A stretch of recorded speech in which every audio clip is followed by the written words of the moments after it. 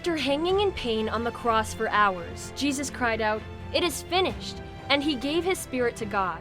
Despite his sadness, Joseph of Arimathea, a man who was secretly a disciple of Jesus, knew that to give Jesus a proper burial, he had to do it before the quickly approaching Sabbath. Filled with sadness, Joseph went to Pontius Pilate, the Roman governor, to ask if he could remove Jesus' body from the cross. After Pilate gave him permission, he and Nicodemus went to the cross with materials to prepare Jesus' body for burial. Together, Joseph and Nicodemus carefully wrapped Jesus' body in strips of linen with burial spices, which was a part of Jewish tradition.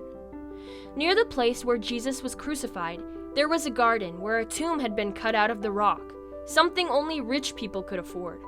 This tomb belonged to Joseph, and no one had yet been laid to rest there. It was in this tomb that Joseph and Nicodemus laid the body of Jesus. Before they left, they rolled a huge stone in front of the tomb's entrance, sealing it shut. Before the sun had risen on Sunday morning, Mary Magdalene gathered the spices and perfumes she had prepared to complete the burial customs for Jesus, and made her way to the tomb. When she arrived, she found the giant stone had been rolled away, and the tomb was empty. Deeply worried by what she had seen, she ran as fast as she could to tell the disciples Peter and John what had happened. "They've taken our Lord's body, and we don't know where," Mary cried. After hearing Mary's story, Peter and John ran to the tomb. John arrived first, but he did not enter the tomb. Without waiting, Peter walked into the tomb and saw that the strips of linen that Jesus had been wrapped up in were laying empty in a pile, and the burial cloth that was placed over his head and face was neatly folded next to them.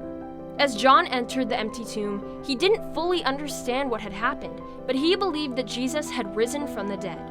Confused by what they had seen, Peter and John returned to their homes. Too upset to return home with Peter and John, Mary Magdalene stayed at the empty tomb. As she cried, she looked up through her tears into the tomb, and she saw two angels in bright white robes. They were sitting where Jesus' body had been, one at the head and one at the foot. Seeing Mary's tears, the angels asked, "Woman, why are you crying?" Mary said, "They have taken my Lord away, and I don't know where they have put him." As Mary turned away from the angels to make her way home, she saw a man had been standing behind her. But this was no ordinary man. It was Jesus! Somehow, Mary did not recognize Jesus. She thought he was the gardener. Jesus asked Mary, "Why are you crying? Who are you looking for?" Mary, still thinking he was the gardener, begged him, "If you have taken him away, please tell me where so I can get him." Then Jesus called Mary's name, and suddenly she recognized that the man was Jesus. She exclaimed, "Teacher," and fell to her knees to worship at his feet. Jesus told Mary to go tell the disciples. After hearing Mary's report of what happened at the tomb and that she had seen Jesus, the disciples gathered together behind locked doors, afraid of what the Jewish leaders might do to him. Suddenly, Jesus appeared among them in the locked house and said, "Peace to you." The disciples were so happy to see Jesus with their own eyes.